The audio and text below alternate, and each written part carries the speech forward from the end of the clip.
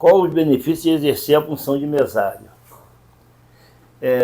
Primeiro, é a dispensa do trabalho pelo dobro dos dias da convocação, sem prejuízo do salário, mediante declaração expedida pela Justiça Eleitoral. Isso aqui é o artigo 98 da Lei 9.504 de 97. Então, se esse trabalhador ficar disponível pelo TRE um dia, ele vai ter direito a 2 dias. Então, 2 dias. Se ele tiver 2, vai ficar 4. Se ele tiver 2, se ele ficar 2 disponível, vai ficar 4. Então, para que todos possam entender a explicação, entendeu? Então, vamos seguir. Isso é lei e tem que ser seguido por todas as empresas.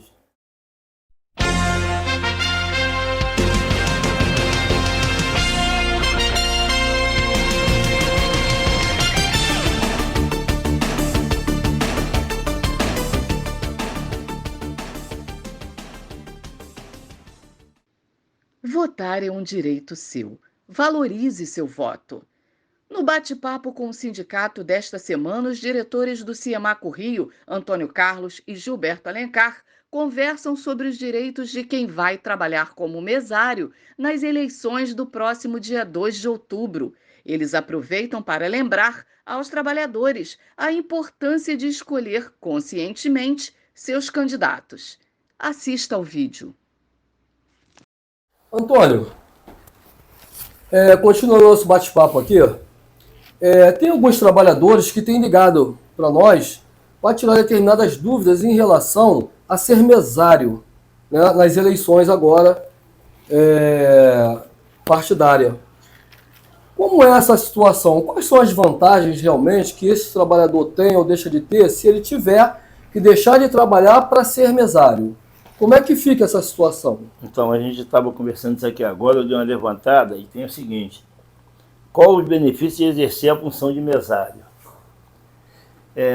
Primeiro, é a dispensa do trabalho pelo dobro dos dias da convocação, sem prejuízo do salário, mediante declaração expedida pela Justiça Eleitoral. Isso aqui é o artigo 98 da Lei 9.504 de 97. Então, se esse trabalhador ficar disponível pelo TRE um dia, ele vai ter direito a 2 dias. Então, 2 dias. Se ele tiver 2, vai ficar 4. Se ele tiver 2, se ele ficar 2 disponível, vai ficar 4.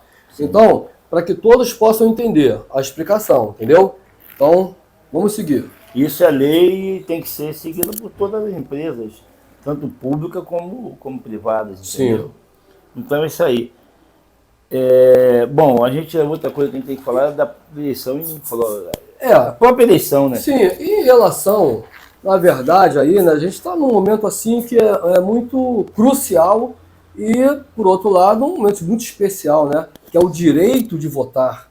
Nós temos o direito de escolher aquele que vai nos representar, tanto lá no federal, estadual, municipal, enfim, no governo. O que a gente hoje pode estar orientando o trabalhador, como ele possa estar escolhendo o candidato dele? Na verdade, assim, votar, além de ser um dever, que é um dever, nós somos obrigados a votar, porque senão nós vamos ser multados, ter problemas, sim, vários problemas, né? Mas é um direito, né? Que só em 1930 que o voto passou a ser secreto. No governo Getúlio Vargas, a pessoa vota, ninguém precisa saber quem está votando ali, porque antigamente não. O fazendeiro botava o capanga do lado e para ver lá em que o cara está votando só ganhava o que eles queriam. Né? Hoje não, o voto é secreto e assim, é uma hora muito importante. Nós estamos vivendo situações dentro do país que o trabalhador tem que olhar aquela pessoa que melhor corresponde para ele, para chegar lá na urna e depositar aquele voto. Né? Isso. E assim, eu, por exemplo, vou ter meu candidato, mas eu vou votar simplesmente por votar naquele candidato porque ele é bonito, porque ele é simpático.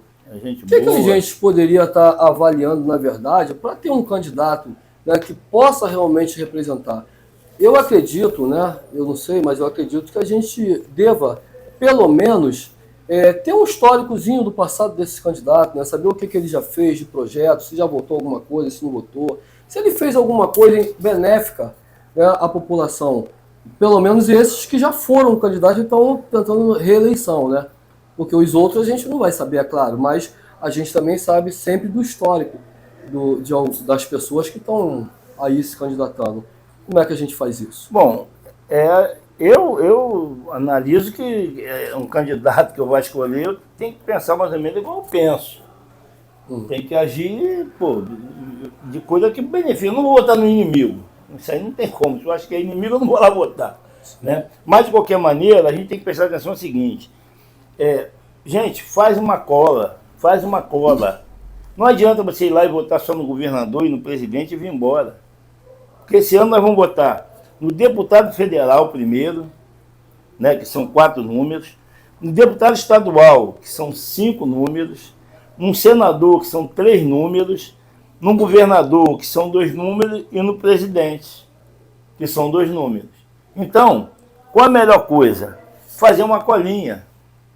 Escreve ali o nome dos seus candidatos, o número, o nome não precisa. O número dos seus candidatos ali, tranquilo, né? Para chegar lá e depois estar na urna consciente de que você está votando. Uma outra coisa, Gilberto, é o seguinte. Por exemplo, não adianta eu votar no candidato A, que tem uma plataforma, ele está dizendo, cada um botou seu plano de governo. Sim. Não é isso? Sim.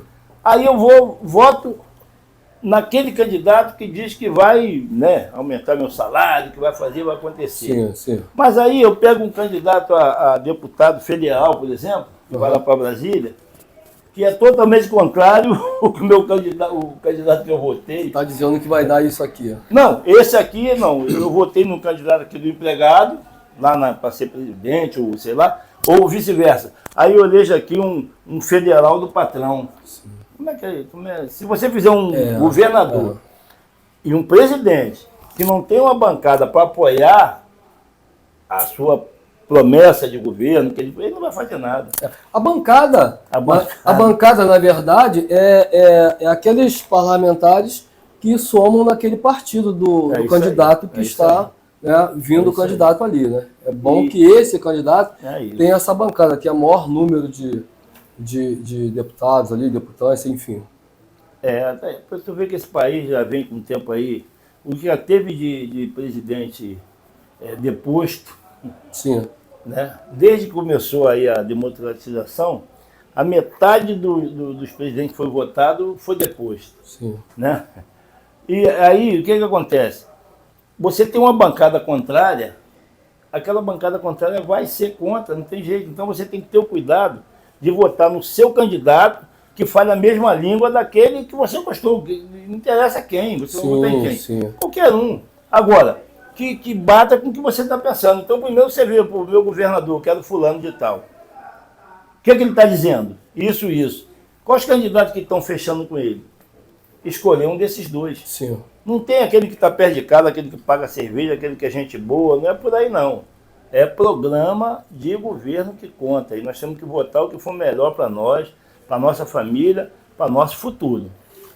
Então, independente, né, de nós não termos nenhum vínculo político aqui, o sindicato, né, cada um tem seu religioso, candidato. Enfim, cada um tem seu candidato, é importante que a categoria saiba disso, mas é papel nosso estar orientando o trabalhador a votar naquele candidato que fale a língua, né, da categoria, que fale a língua do povo trabalhador, de quem precisa.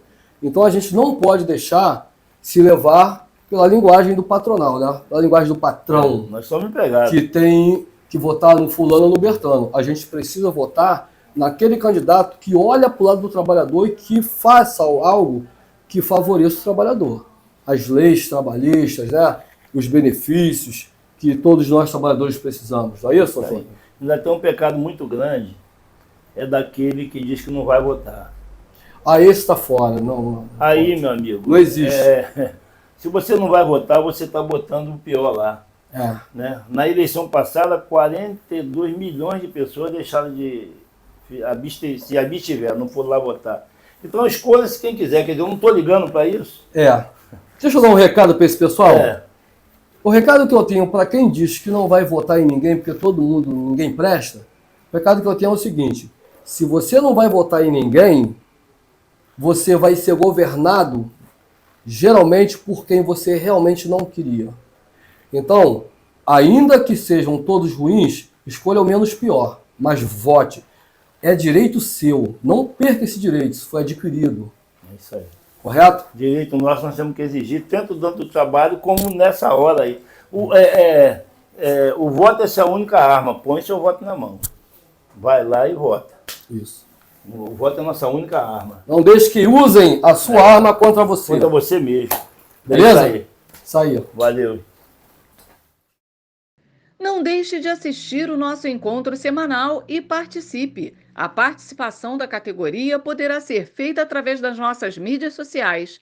Inscreva-se em nosso canal, deixe seu like e ative as notificações. Saiba em primeira mão sobre novos vídeos. Afinal, o sindicato é você e para você.